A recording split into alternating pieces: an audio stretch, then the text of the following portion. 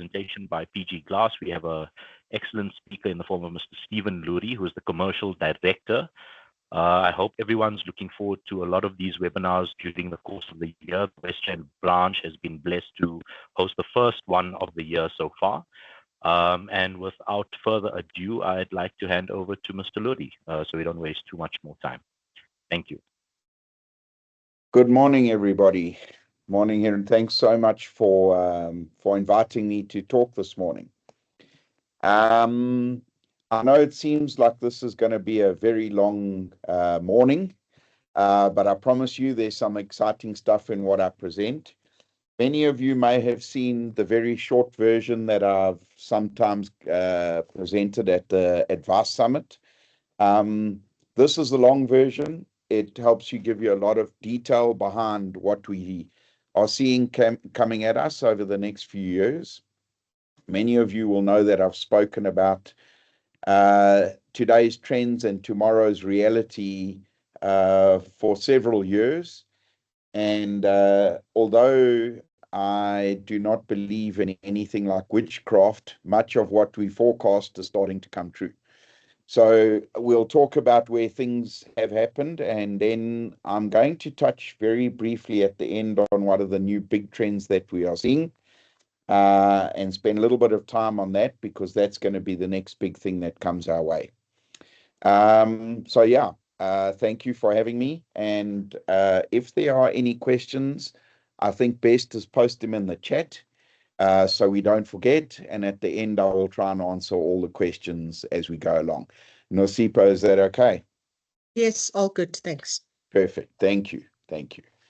Okay, so we see 6 automotive trends that are impacting our respective businesses, and we will try and break this presentation up into all of those trends individually, so that it's in bite-sized chunks. I think I've already touched on this.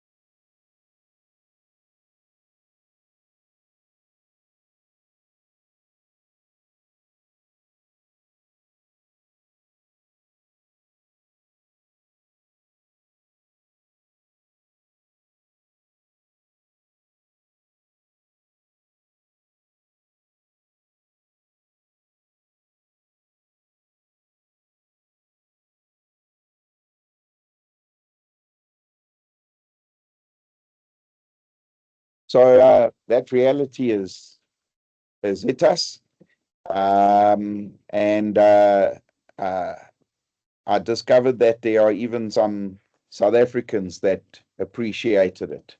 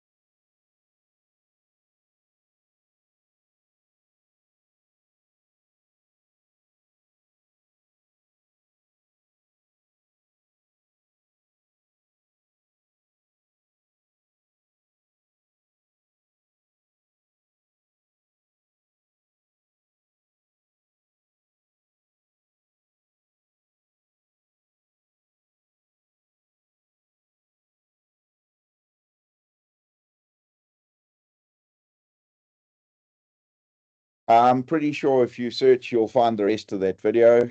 But I think the intro there is just to show how the road to autonomy continues. And that's the first part we're going to talk about today before going on to the other 5 trends. So behind these technology trends that we see lies the fact that we are all on the road to automated driving. Sorry to interrupt you, Stephen. Yeah. I believe a lot of us are having a problem seeing the presentation. So we can hear you speaking, but nothing is showing on the presentation side. I think we're having a bit of an issue there. Yeah, I don't believe it's happening to me, and I don't believe I'm the only one. I see a few messages coming through saying that people are struggling to see him. I thought I might have been the only one. Okay. Let me let me stop sharing and try and reshare again, and let's see what happens. Thank you. If you can also mail it to me, Stephen, let's see if a little bit can also share because on of all my the side. videos, unfortunately it's like 200 megs. I don't think we'll be able to mail, but let me just give I think just 1 second. Okay, give me 1 second here. I think I realize what's going on here. Steve, it seems that some people can see and some people can't. Yeah, because I can see the video on my side. I think and the it may be presentation. something to do with security settings. I'm not going to fight with them right now. Let's just do this. Can everybody see? Please give us a thumbs up if you're able to see.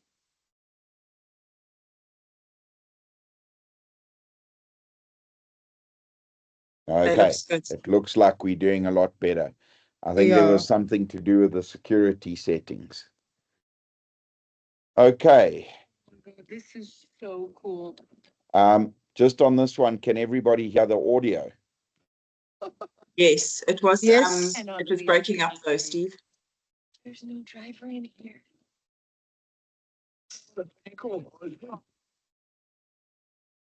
Okay. All good from my side I as think well. most people got the gist of it from the previous audio. So perhaps what we should just do is maybe try and watch this one again. Just the beginning. No jokes. What is on there to see? Ja. Stop. Vragtuig. Hoe weet hem af te kry? Stop hy op sy eie plek. En hier kry ek 'n notification wat sê luister jy het 5 minute om te kom inklim. So ek nou net onthou. Ek unlock hom nou van die app af. Daar's hy's ge-unlock.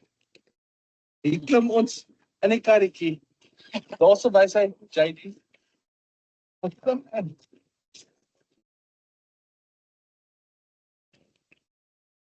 I can sit actually. Oh.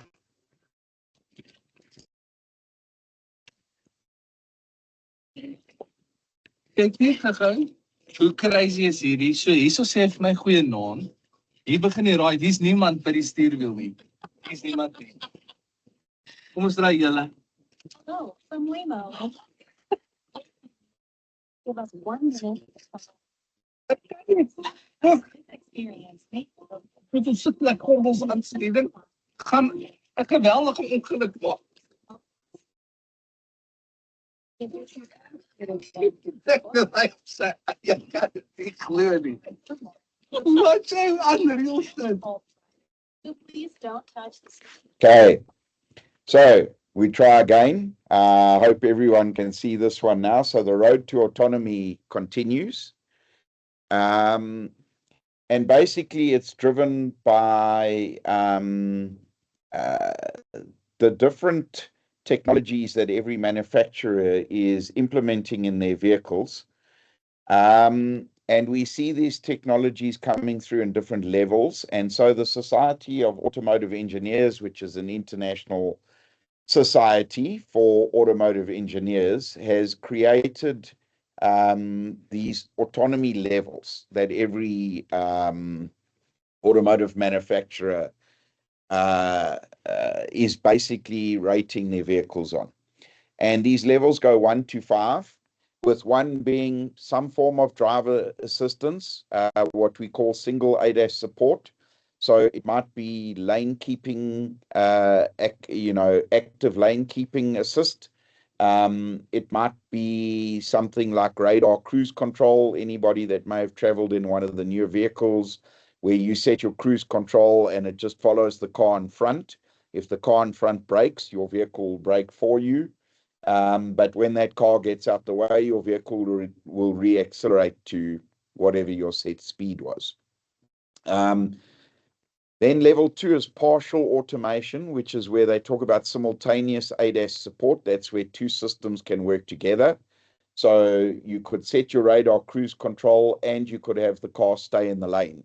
You could effectively, potentially allow the vehicle to do about 200 or 300 meters of driving on its own. And then where we are today and where we are in South Africa today is on level 2 plus, which was a level they created about 2 years ago because manufacturers weren't quite moving to level 3 yet. Level 2 plus is better known as hands off, eyes on. So you can take your hands off the steering wheel for short periods of time. You still have to watch where you're going. And Germany has recently promulgated level 3, which is hands off, eyes off. And for those of you that are worried about where the liability sits, in Germany, BMW and Mercedes-Benz both agreed that in order to have these systems legalized in Germany, they would carry liability for any accident that was caused as a result of a malfunction of one of these systems.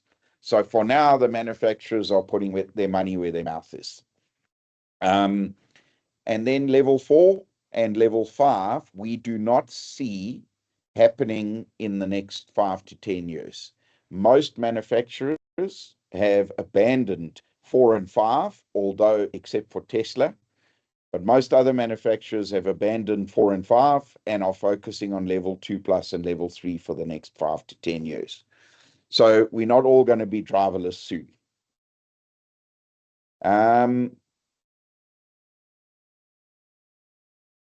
This just explains what the different advanced driving assist systems are, so that as we go through this presentation, you understand the type of things we are talking about.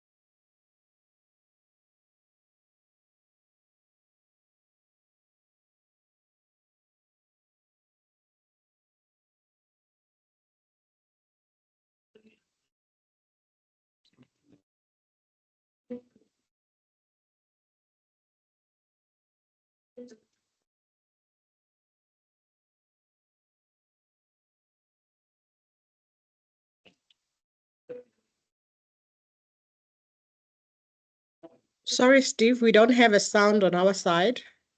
It's just music. Okay. So I don't think I have anything more with sound, but where there's narration, what I'll do is I'll narrate it myself. Okay. And then I'll have to figure out why we have these technical issues so we don't have them again. So that's the basics of the different types of ADAS systems. And a lot of people are asking, well, why are all these systems going into cars? And largely it's regulators that have been driving the adoption, primarily for safety. But there is some benefit in that a lot of insurers, particularly in Europe and the US, are now actually lobbying for more of these systems because they are seeing up to 50% less accidents thanks to these systems. So, in a real life case study that was done by the Dutch insurance body, which involved over 1 million cars across Europe, primarily focused on the Netherlands, they found that cars equipped with automated emergency braking, which basically prevents front to rear collisions, contributed up to 50% in accident reduction. And as more and more data becomes available, we are seeing reduction in claims frequency as a result of the implementation of these systems. However, what must be noted is that claim severity doesn't go down. So if somebody's going to have that accident, they're going to have it. And when they have it, it's going to be as severe as it would have normally been. These systems can only prevent an accident. They can't prevent what I like to call maybe some idiocy or not concentrating or texting while driving. And yeah, to a large extent they can, but if you are too deep in your phone, it's not going to protect you. The other thing that's recently been promulgated in Europe is to have these systems part of an annual checkup. As we know, in South Africa, we don't have annual roadworthy checkups, but in Europe and the US and Australia and other places like that, you need to take your car for an annual inspection. So the latest law that has been passed for the EU is to ensure that these systems are checked every year. So they are being regarded as more and more crucial to safety and to reducing accidents. The other trend that we are seeing is, as a result of this, we are seeing what we call more complex ADAS sensor fusion and more complex recalibrations that we would need to do when we replace a windscreen. And what's causing that is that the camera remains the sensor of choice by OEMs. There is radar, there is LiDAR, there are all sorts of other things, but the camera remains the primary sensor of choice. And these cameras are mounted on the glass because they can see through the glass. And we see that with cross-traffic alert and with all sorts of other things, cameras are no longer just on the front window. Cameras can be on the rear window, and we can also see cameras mounted in place of rear view mirrors to replace the rear view mirrors. So, looking into the future, cars will have more and more cameras. I think we are seeing some Land Rovers with up to 16 cameras now. And what does it look like in terms of cameras? Because everyone says, yeah, well, it's only the purview of expensive cars. But because this has been mandated pretty much across the world, and because South Africa is such a small car market relative to the rest of the world, we often have to take the specification that the rest of the world is standardizing on. And so what you see over the last several years is the penetration of cameras in these car parks has grown quite significantly. We are also expecting that in 2025, we will see the shoot up. And that's because as of 2025, every new vehicle sold in any Australian or European market, it is compulsory that they have a front-facing camera. And you can see on the right there that we are starting to see the growth in South Africa, although we are lagging our global peers by several years. And then, is this just the purview of expensive cars? So pulled some data. real life data where we can all go search and have a look. And if you're looking at cars on the 2 million rand mark, to do lane change and blind spot warning, you do need a front-facing camera, and you can see on these cars, it's all standard. Adaptive cruise control is optional on all but one of these vehicles. Lane departure warning is standard on the BMW, along with lane keeping assist. The Merc, it's optional, and on the Land Rover, it's standard. These all require front-facing cameras. The other one I've highlighted with a blue square here is head-up display. We're going to talk about that a little bit later. That's a new trend that we see coming. But now let's have a look at cheaper cars. So this is sort of plumb in the middle of what people are paying for cars these days. And we see that lane change is standard on 2 of the vehicles. It was optional on the more expensive vehicles on one of them. So we see the same thing on a cheaper vehicle. And lane departure warning, we see is standard on all 3 of these vehicles. On the Mazda, it's got both. On the Toyota, lane keeping assist. And on the Ford Puma, we've got both. And again, we see head-up display starting to filter into the segment of the market, being standard on the Mazda. Now let's go look at the big sellers these days. I'm sure you are seeing in your model mix, in terms of the new vehicles that are coming onto books, more and more Chinese vehicles. And the interesting thing is the Chinese vehicles are adding value.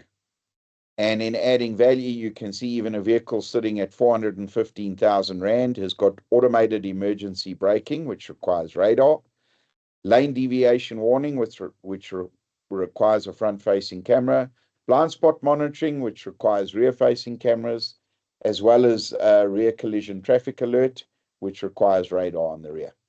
And the next vehicle has all of them, including pedestrian detection. And so we go through it. And there, a P-Series Bakkie at just on 700,000 Rand is also fully loaded with all of these features. And then let's look at South Africa's favorite, Bakkies. So ranging anywhere from 650,000 Rand to 1 million Rand Bakkie, you can see these systems are pretty much all standard. So pretty much 65 to 70% of all the vehicles that are being sold in South Africa today, all the vehicle models, has some form of front-facing camera and other ADAS features. These vehicles are all predominantly level 2 and level 2 plus. And this is a reality of what we collectively are seeing being insured today. This is the new Suzuki Swift. We see this little thing over here. We wonder what it is. It's a radar sensor. It's used for the automated emergency braking, and this is on a Suzuki Swift. So no car is escaping having these sensors on them. Radar is something that you will observe as a new expensive thing to replace in the MBR environment. Radar is not something we worry about with glass per se, but this is an illustration of the technology that we see. One of the things you'll see bandied about in a lot of articles and you'll hear us talking about is something called sensor fusion. Sensor fusion is where all these sensors work together. And these sensors work together in order to relay information amongst each other. So they work as a team for the vehicle to make decisions based on all of the sensors' feedback.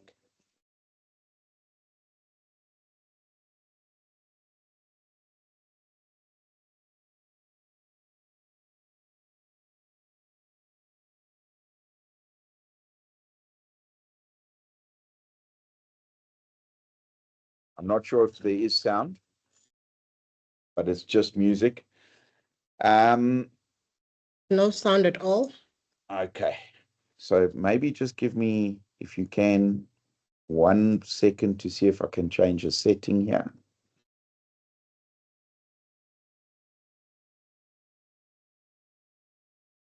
Okay, while that's loading, I'll continue with the next slide. So an example of sensor fusion is, for example, the new BMW rain sensor. So what used to just be a rain sensor is now a device that is used for additional safety features. So what happens today is we have this new thing called BMW brake drying. How the system works is when the rain sensor detects rain, it will then instruct the brake pads to move closer to the disc. And this will result in helping to dry the brakes to ensure that during the rain, the brake discs are dry. And when you need to apply the brakes will work immediately without any delay or effect by water. And that is something that is a great example of what we call sensor fusion. Good old rain sensors now used to prime other safety devices in the vehicle. All new. And why do we have sensor fusion? Pretty much because not every sensor is good at everything. So cameras are really good at object identification, but they can't see long distances. They lose resolution.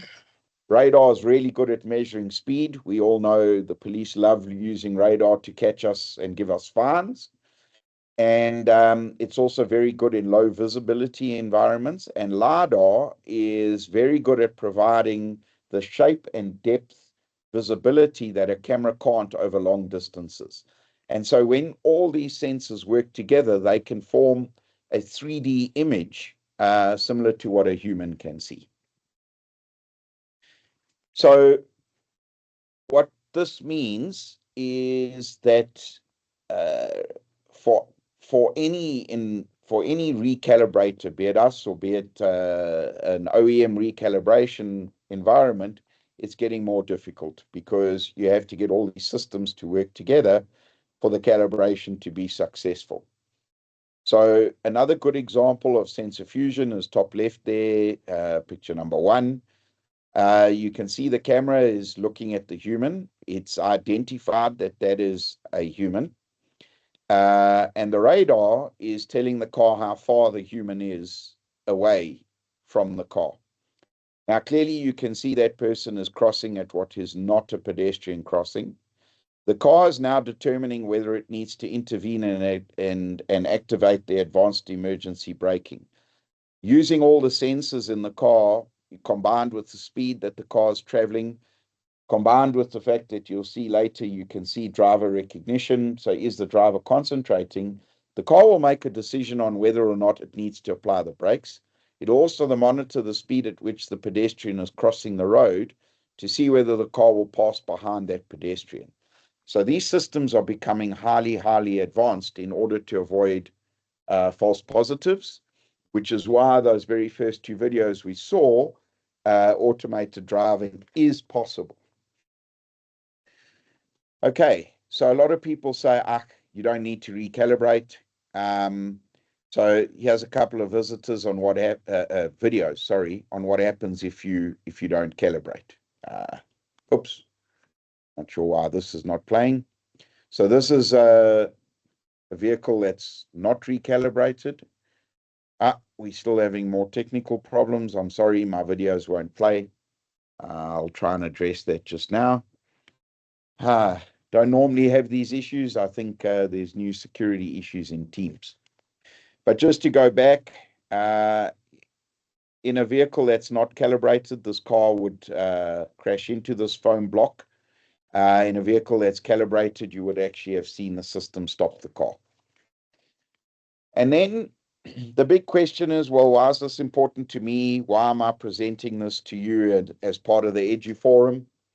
Well, quite frankly, insurance companies are really starting to see the benefits, and there are multiple studies across the world that are showing the benefits of the system. We do know that some South African insurers are also doing studies or ready to release studies on the impacts directly in South Africa. And as soon as those come out and we can share, we'll obviously let you know.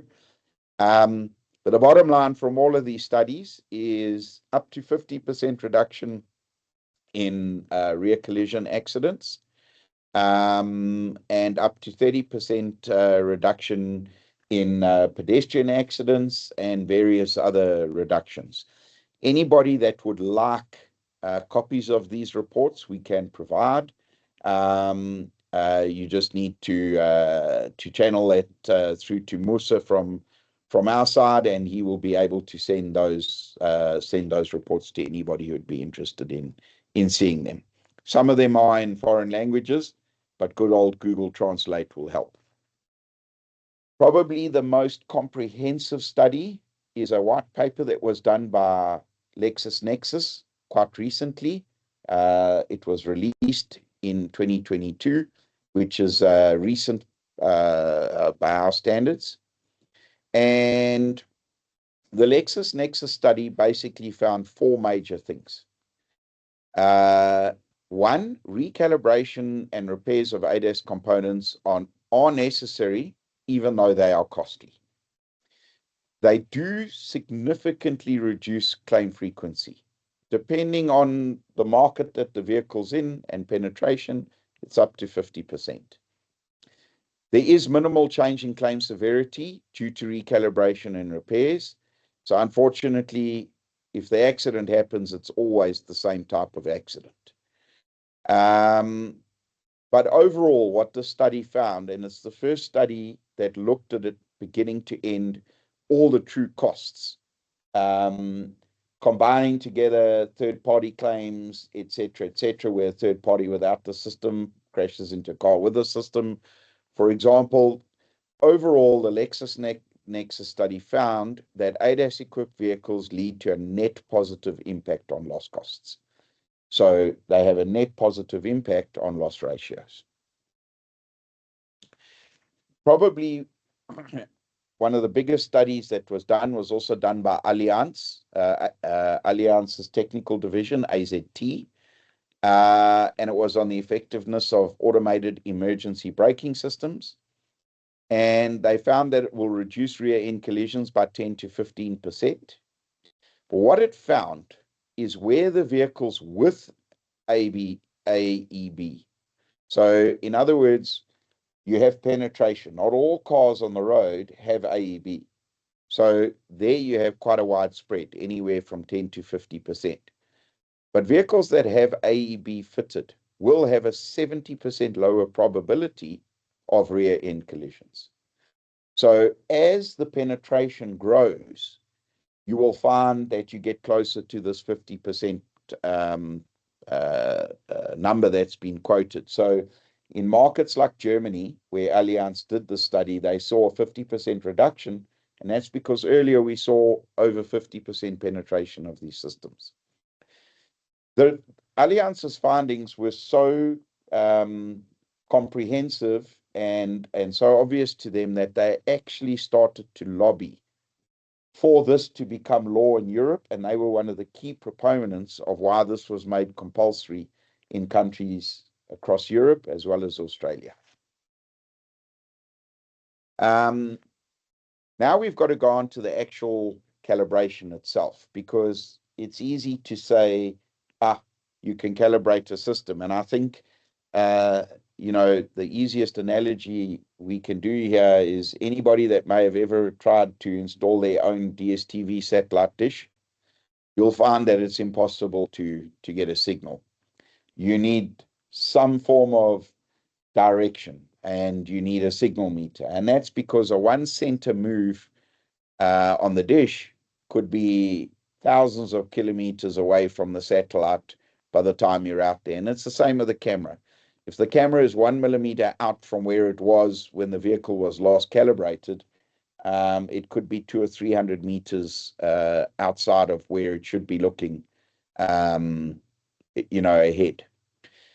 And so recalibration requires three important things: knowledge and record keeping. We need to know which vehicles need to be calibrated and what type of calibration. We have to keep records that we've calibrated, and we have to be able to prove we calibrated. We need accredited processes. Good workshop tools and equipment, sticking a target board printed on A4 paper on the wall. And this is at a real dealership. This is an OEM dealer, but that doesn't work because there's no control over how that paper is mounted. And in our world, we need a multi-brand solution because we don't only see one brand of car across our floors. We also have to future-proof, because as we've seen over the last 7 to 8 years, this technology has evolved very, very fast. From level 1 to level 2 plus with sensor fusion in the last 7 to 8 years. Okay, at PG Glass, and this is the short little plug we put in here, we do a comprehensive recalibration. We use Bosch equipment. We have 100% product identification. We keep all of our records. We do compliance audits. Our quality and capability is that our equipment comes from tier 1 manufacturer Bosch. We have close to 100% coverage of the vehicles on the road. And we are the only accredited, our technicians are accredited by the IMR, which is an international accreditation body, and only our technicians are actually accredited by the IMR so far. We also do technical audits.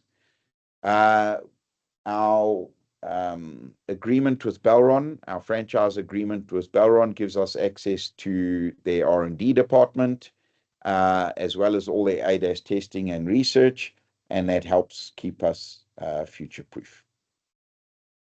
Our footprint, we have now close to 60 calibration centers across the country. And what we are seeing is that our calibrations are starting to match what we see in the car park. And you can see this exponential growth in calibrations as more and more vehicles hit the road with these front-facing cameras.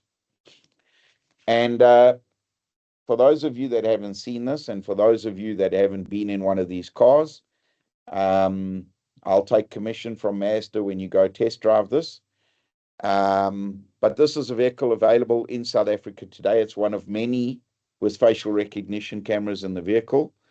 And I haven't been able to get the sound to work, but what I am going to do is I'll just narrate this video for you. So this is the Mazda CX-60. And it has a feature called driver customization. And there's one of the sales ladies. This is in the left-hand drive version of the car. Funny enough, I haven't found a video of it working in the right-hand drive version. But basically, this video, they're going to demonstrate how the system can recognize the driver when they get in the vehicle. And it's called the driver personalization system, and adjust the seat and the wing mirrors and the steering wheel to the position for that particular driver. So you can see here, Sally is adding herself as a new driver. She's got to put in her height for the system to have some frame of reference. And then as soon as she hits start, the system is actually going to ask her to do a couple of things. She's just pointed out at the camera that's looking at her there. So she's entered her height, and you will see that the system is now automatically adjusting the seat to what it believes should be the ideal driving position for her. And the steering wheel, okay, the steering wheel hasn't moved for her. It's in the ideal position. And now she can save that, and every time she logs in, or sorry, every time she gets into the driver's seat, it'll recognize her and move them. Now she's looking left and right at the wing mirrors, and it's going to adjust those for her automatically.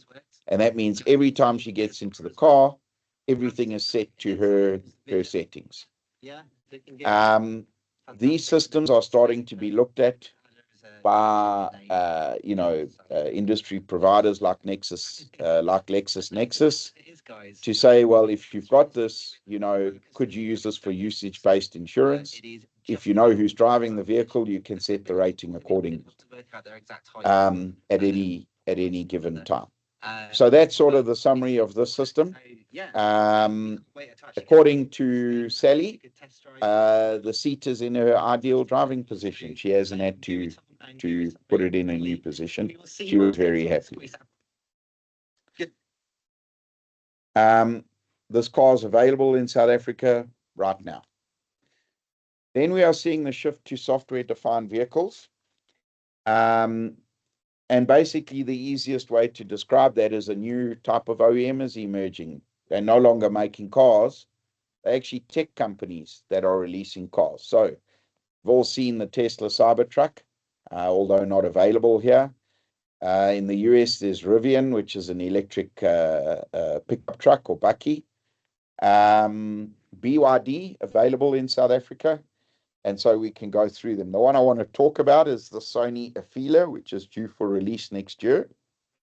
Honda and Sony got together to build an electric vehicle.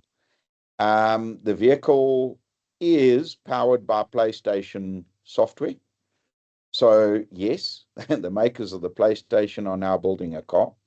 The idea is that you can always be fully immersed while this car is plugged in and charging.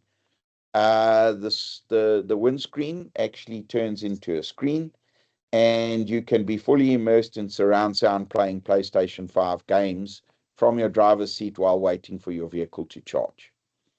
So the summary is an evolution of the automotive market. We are moving from cars with combustion engines and 70+ electronic control units using proprietary software and distributed hardware to basically electric drivetrains with intelligent and centralized software functionality, and these cars are connected to the cloud.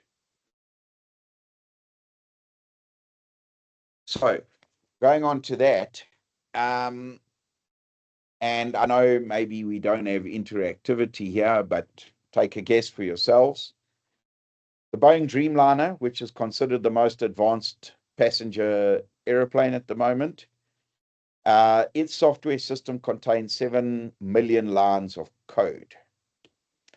In the latest Volvo EX30, the new electric vehicle that's topping the sales charts in South Africa and has all the latest and greatest safety systems available here, does anyone want to have a guess at how many million lines of code might be running through the software system in that vehicle?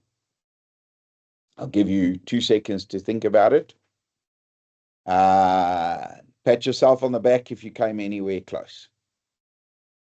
More than 10 times the code in a plane that can fly itself. So there is no joke around the amount of software that it now exists in vehicles and how difficult it is going to be to repair vehicles going forward without a full understanding of that software.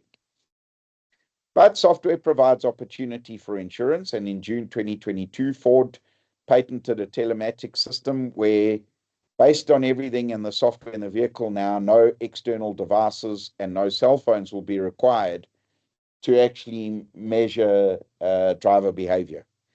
Because of all of the sensor fusion, because of facial recognition cameras and all of that, you can actually identify who's driving the car at any point in time and measure their driving score.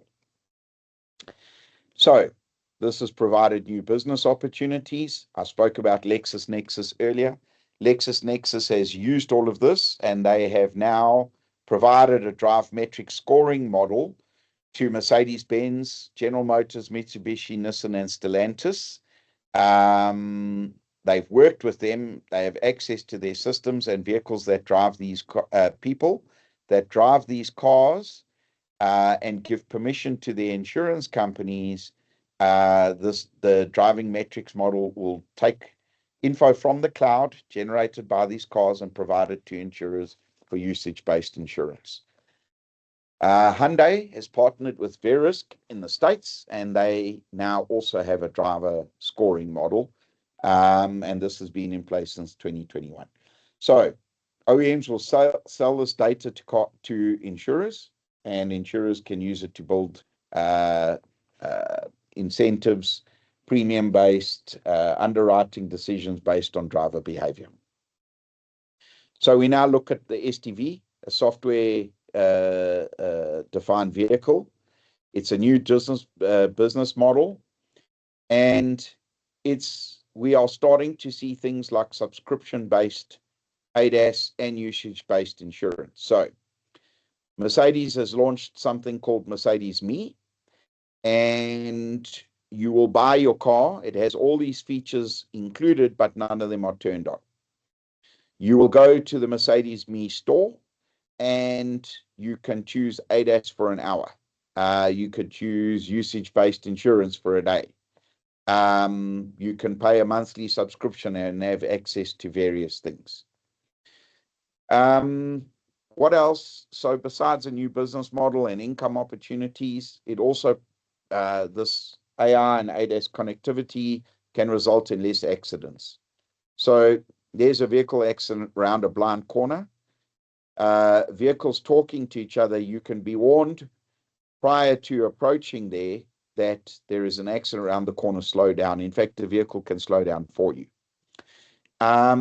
It does pose a challenge. We are seeing this on the latest Ford Ranger and Volkswagen Amarok, in that the vehicles now have secure gateways because of the software, and manufacturers don't want third parties to have access to the data, and therefore are making you pay.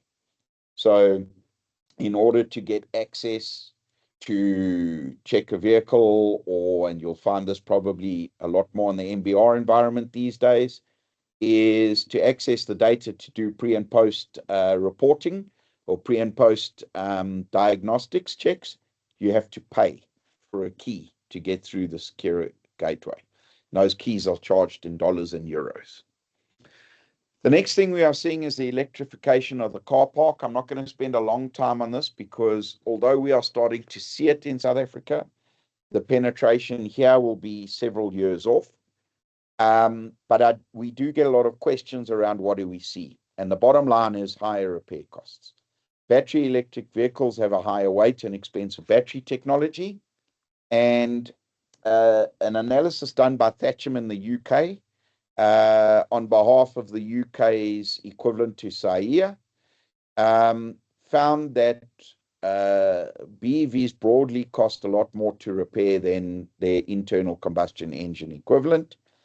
To be honest, at this point in time, we don't have sight on what that is. So a lot of people say, how much more? 10%, 50% more? We don't have clear sight yet, but it is definitely more.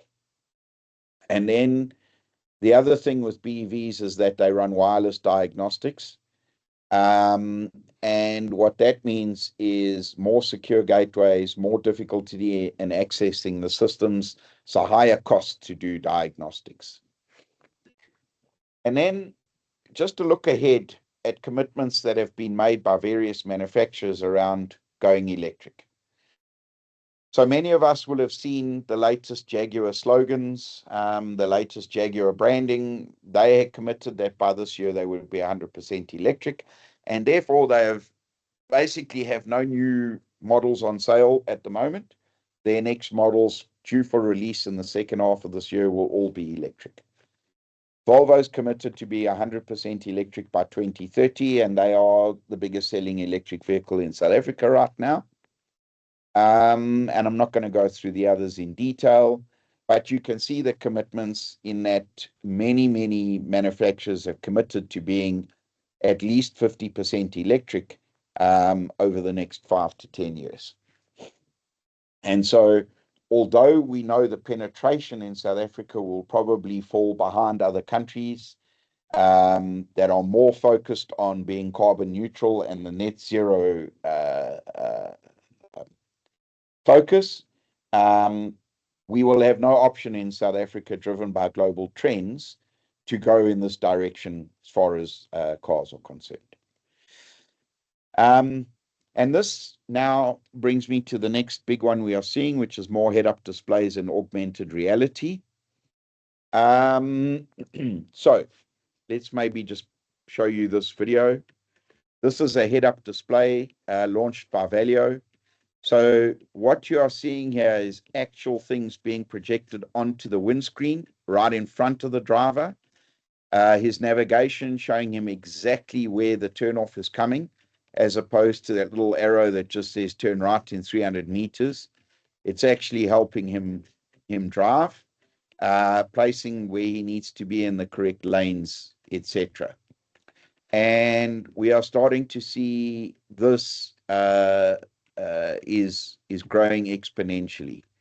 Here you can see nighttime assistance, helping the driver stay in his lane in case he gets blinded by oncoming traffic.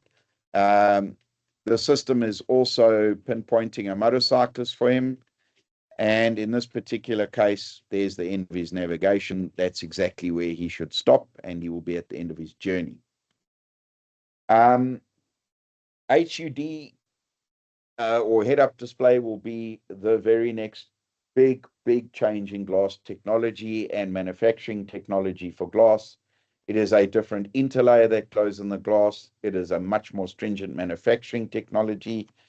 And there are many technologies at the moment that are being bandied about, including interlaid LED crystal displays. So instead of a projector onto the glass itself will be a display. And what that's going to mean is we are going to see windscreen costs upwards of 40, 50,000 Rand, because that's how much the same size TV costs. That's really the only way for me to explain it. We are also going to see more cameras, because for augmented reality to really work and display the type of things that you are seeing on the head-up display, it needs a far greater 3D view of the world.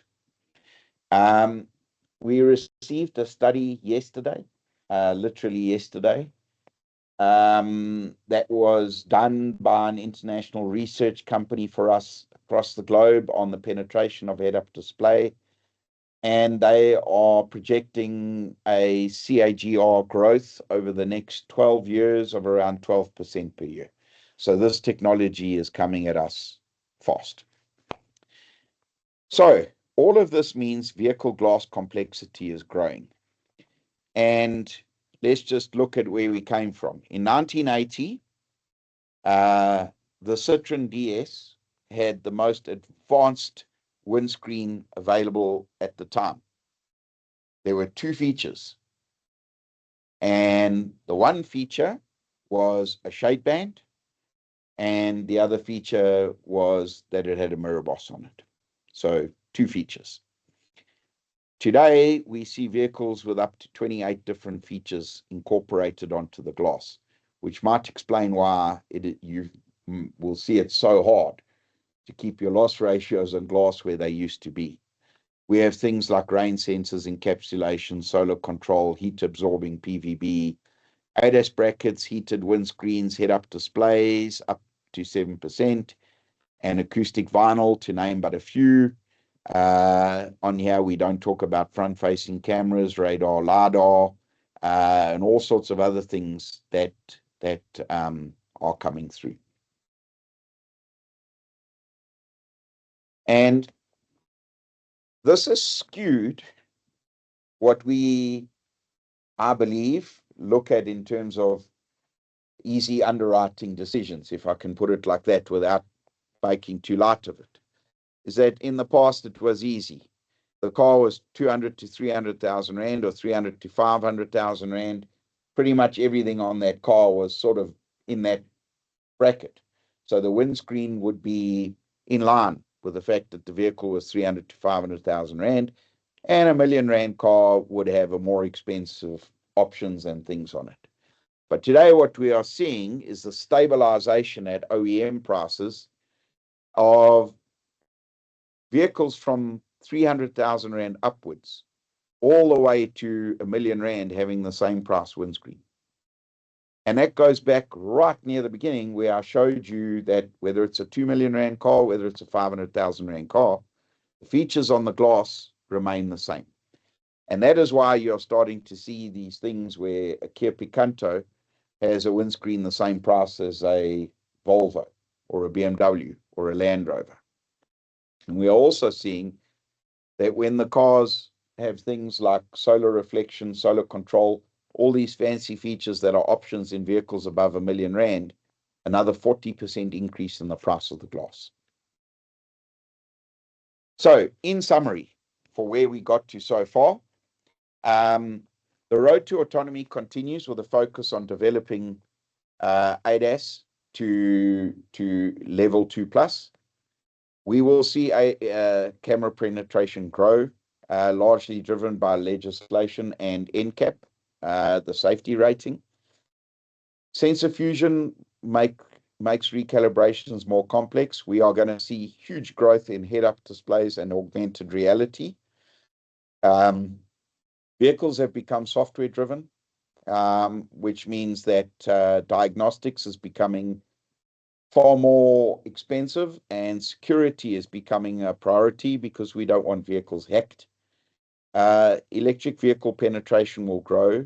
Chinese brands are rising and are going to impact model mix. Glass complexity will continue to grow, and the repair opportunities are likely to reduce as glass complexity grows. We talk about that a little bit just after this. From our side, we do recalibrations. We ensure your customer's vehicle is safe and recalibrated before we hand it back to them. We have record keeping to ensure that all recalibrations are recorded, and our solution is future-proof. I think at this point in time, if we have any questions, maybe I should answer them now. I'm not sure if I can see in the chat. We do have a question from Litlo. Yes. He's saying, is assuming the vehicle will scan the surface the vehicle is traveling on, if it's even or not. Hashtag pothole. I don't know if you understand that. I do. So we are starting to see that's where LiDAR becomes important, firstly. So if you remember my slide where I had LiDAR and it shows you like a dot matrix type image. That's largely to have a look at things like vehicle surface, but also to do advanced object identification. So a good example is a shoebox, empty shoebox lying in the road. To us, it's easy. We can see it's a shoebox. Or a brick lying in the road. We can see it's a brick. Now, if it's a shoebox, we're less likely to swerve because a shoebox will ride over. But if it's a brick, we need to find a way to drive around it because it can cause damage to the vehicle. And so advancements in LiDAR technology are now looking at all of that type of thing. What is the road condition? What is it seeing in the road? Can it make a difference in identification between a shoebox and a brick, as an example? So yes, that's absolutely correct. And if anybody's interested, you can go look at the new Volvo EX90.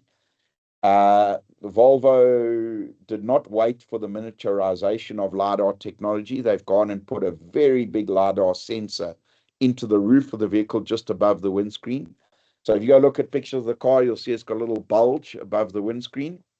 And that is that form of LiDAR technology that we are starting to see coming through, which has what the manufacturers will call advanced object recognition.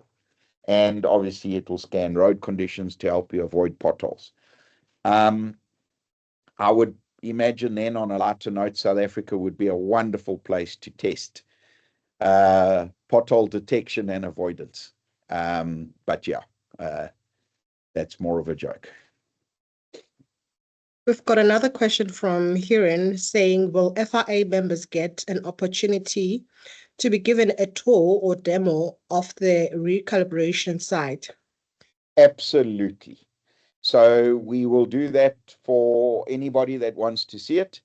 Our team and whoever your salesperson or Cam from PG Glass is, can discuss that with you. We love doing demos and showing how all this works. We can also arrange, group sort of sessions. We've often had, 10 to 15 brokers or UMAs or insurers or whatever together at a demo session. So the answer to that is absolutely.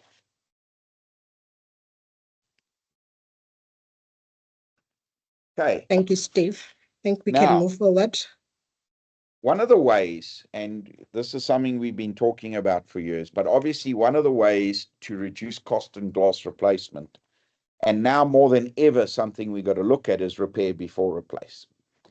And we've taken it very seriously at PG Glass, as many of you may have known, and for those of you that don't, last year, Komotso Molefe went overseas, competed in an international competition, and won the Best Repair Award. So, global champion in repair.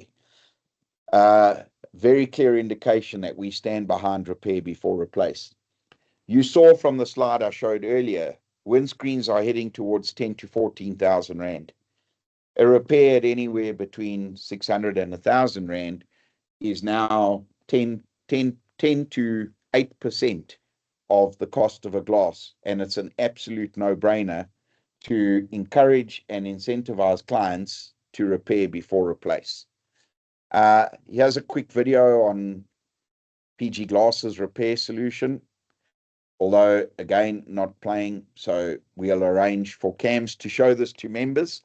Really having a bad technology day today. But I think what we need to cover is a lot of people say, we've tried to do repair before replace. Our brokers, our broker binders, nobody's really interested in it. It's too difficult. Clients don't want to do it. But I think we all have to look at our market, especially with what you see. And I saw a couple of comments around, how expensive glass is becoming, and we're not turning back from here. There are several factors that we can combine into three headings that drive the ability to repair. One is your environment and your market. So in South Africa, we do have extreme weather, although not snow, but we do have thunderstorms, hail, heavy rains that wash dirt into the road. We do have, I don't think anyone will argue, particularly R21, not the greatest road conditions. So we create the environment in South Africa creates lots of opportunity for glass damage. We do have high traffic. South Africans travel high mileages, particularly in Gauteng.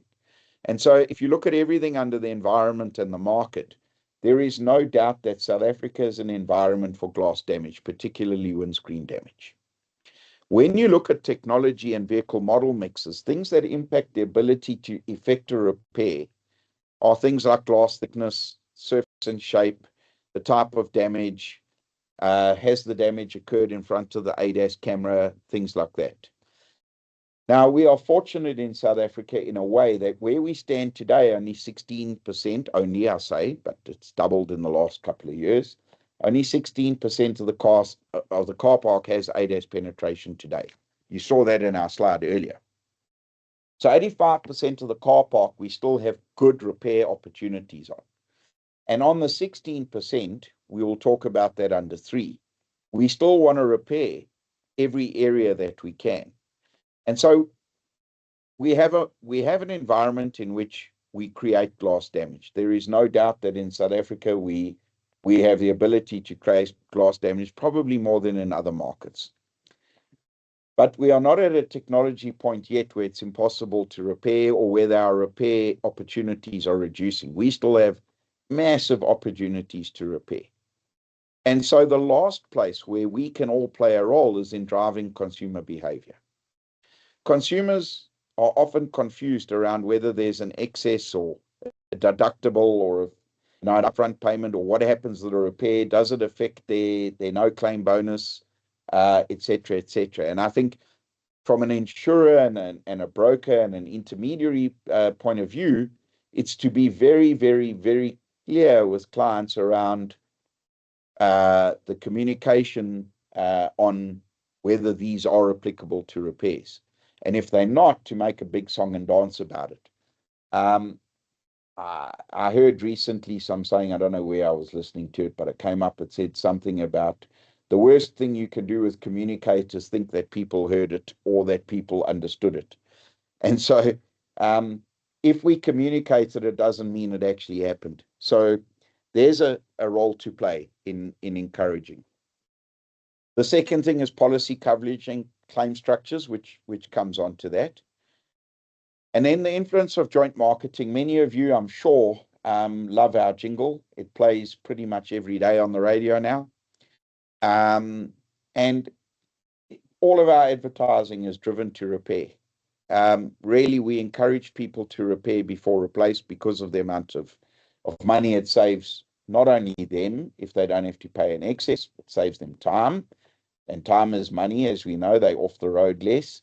But it also saves the insurers money and improves loss ratios. And this leads us to what I call, or what we call, the propensity to do something. I'm telling you now that of the over 100 people that are sitting out there, probably 20 of you minimum have some form of damage on your windscreen right now as we're talking. And it's been there for longer than a month and you are doing nothing about it. And we would call you colloquially do nothing. We need you to do something before that windscreen cracks. We note every time we repair a windscreen, we go through periods where we spend 3 months collecting data to have a look. Time and time again, what we have found is that in 2/3 of the cases that we replaced a windscreen, that crack on that windscreen started as a chip. So that means 2/3 of the time that we are collectively paying for and or replacing a windscreen, it could have been a chip repair. Only 1/3 of the time is the damage catastrophic straight out the bat. In other words, was a brick that hit the windscreen, or whatever hit the windscreen damaged it immediately without a chip. It was immediate damage, crack damage. And then provider behavior, which is us. Do we repair at every opportunity, which we believe we do? And it's under number 3 that we believe we can work closely with members of the FIA to get your loss ratios down, to protect yourself from the cost that's coming your way, unfortunately, with new windscreens. And this is, 1 and 2, I think, are givens. It's number 3 where we could work harder and smarter and in a greater partnership to convince people to repair. And then a couple of myths, because people say, repairs crack. And so we did a study over 5 years of insurance claims where we had repaired. Over those 5 years, only 1.8% of the windscreens that we repaired returned for a replacement. Now, let me be very clear here. That replacement doesn't mean that it was the repair that failed, because that for us is a warranty claim. So this is not a warranty claim. We repaired that windscreen, and did it come back to us in that 5-year period? Only 1.8% of them came back. Maybe it went to another service provider, we don't know. But even if that 1.8% is out by a magnitude of 3, it's still less than 5% that come back after repair for replacement. Our repair ratio over that period was 28%. To describe our repair ratio, that's not a conversion ratio. For us, what we look at is, if we were presented with 10 cars, how many were we able to repair, regardless of what the client said the damage was. So the client said it was a crack, but we were able to repair it because it was actually a chip. So 3 out of the 10 vehicles presented to us, we will repair. And the replacements that the chip repairs that came back, that 1.8%, on average, it was 348 days before they came back to us. So if you put all of this together, there is absolutely no doubt that repair saves an absolute fortune. But we have to ensure that consumer behavior understands it as well as we all do, and work together to make this happen. It is far less inconvenient, or far more convenient for a client to get a repair. And then lastly on the subject, whilst we aim for net zero and we aim for environmental responsibility, A repair is greener than a replacement. It results in 70% less carbon emissions than a replacement. I.e., repairs save 2/3 of the carbon footprint used for a replacement. And that's responsible business. That's part of having sustainable products and services from all of us. And in the interests of time, I'm going to stop it there. I think we've covered a lot of the stuff. I am more than happy to take additional questions, etc., etc. Challenge me. I always learn when I get good questions. We've got another question from Litlo saying, do you recommend additional glass protection like crystal fusion, a layer put on top of the windscreen, giving it extra protection from minor external forces like stones and etc.? Okay, so we have tested a number of these products, and I'm not going to comment on whether the products work or not. But some of them work, some of them don't. Yes, that protection is worthwhile in high mileage vehicles or in high frequency vehicles. You have to balance the cost of a repair against the cost of applying those products. A lot of those products need reapplication every 6 months. And that can mean that over a period of 2 or 3 years, you actually exceed the cost of 2 or 3 repairs, and you exceed the cost of a replacement. We do have similar products, and I can tell you that from our experience, the glass coatings are not as effective as something like Clearplex, which is a film that goes over the glass. But where we install Clearplex on fleet vehicles, car rental vehicles, high mileage luxury vehicles, we've installed for a number of people with very expensive vehicles that travel the R21 every day, for example. They have seen huge benefit in installing something like a film, which is very effective at stopping chips. The glass coatings are not as effective as a film, but yes, whatever you can do is worthwhile, but ultimately you've got to balance the cost. And yeah, I mean, I think that's as much as I can add there. Thank you so much, Steve. Another question from Raquel. How are all of the damaged windscreen disposed of? So in our world, we recycle 99.9% of the windscreens we replaced. We could say 100, but sometimes one will slip through the cracks. When we replace a windscreen, it goes onto a returnable dunnage or returnable stillage in our fitment center. When a delivery is made, the broken windscreens are then collected, taken back to our central warehouse. From there, they are returned to Springs, where our raw glass plant is. In that plant, they actually developed this process globally to remove the vinyl interlayer from the windscreen. The glass is then used, it's what we call culleted. It's broken up and crushed and put back into production and used primarily in the production of building glass. So if you go into a brand new shop with a brand new shop front, you might be looking through what was old windscreens. The reason it goes into building glass is because the optical clarity for building glass is not as stringent as the optical clarity required for automotive glass. Some of the very clear glass, good quality glass, will go back into our automotive remanufacturing. But certainly we are recycling all the windscreens. The vinyl interlayer is used for various things. At the moment, its most popular use is as a sealant or a layer for ponds and dams and coatings to prevent water leakage out of reservoirs and things like that. So in our world, we are recycling. All right, I think that's it. I don't see any other questions on the Q&A. And Kevin has his Okay. hand up. yeah, Kevin?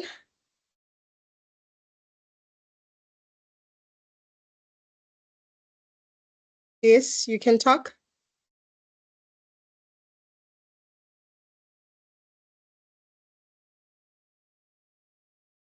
Okay, I think. Do you have a question, Kevin?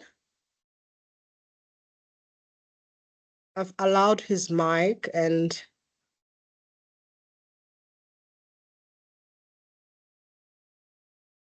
And he is on mute. yeah. But I Just for did. testing, can you hear me, Nasipo? Yes, I can. Okay, perfect. Then it must be on his end. Thanks. Kevin?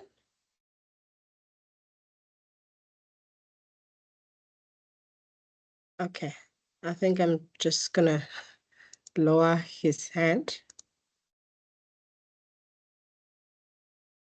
Okay. All right, I think we have come to an end of our session. I would like to say thank you to Steve. That was very informative. And, if our members have a follow-up, please, members, pop me an email. And thank you so much for your time and for your attention to this session. I just want to give a reminder. The current CPD cycle, which began on June 1st, 2024, will end on the 31st of May, 2025. So I just want to encourage you to make use of your FIA CPD portal and get your point. If you don't have the login details, please feel free to pop me an email. Do you have anything to say, Chair? Thanks, Nazi. Technical difficulties aside, I must say thank you, Stephen. That was a very, very informative session. I think Yeah. it's I hate to admit it, but it's one of the few sessions where I've managed to keep focused throughout the session and not lose interest. You know what I'm saying? So, and I'm actually looking very much forward to getting the opportunity to coming out to the site. So we have been invited previously to come out to the raw glass manufacturing site, and we will make moves to ensure that the members also get these opportunities to. We'll start the liaison process to make sure that those site visits start happening. I think that's where some of the real knowledge comes from as well. And thank you so much for the effort put into this presentation today. It was a lot more informative, and I must admit I was surprised to see at how far South Africa is actually in comparison to the rest of the world. Like, I thought we were a bit further behind than what you led on. I know we are still quite far behind, but it's encouraging to see that it's not that much of a gap, basically. The growth is exponential. Yeah. And thank you again. We really appreciate you taking the time for this session, and thank you for everybody who attended. Yeah, that's all from my side. Thank you. Yeah. Also, a big thank you to my colleagues, Vasila Govender and Wahida. Vasila is from our central region and Wahida is from our coastal region. Thank you so much, ladies. I think we've got our upcoming event. It's a quiz night. You should look out for an invitation.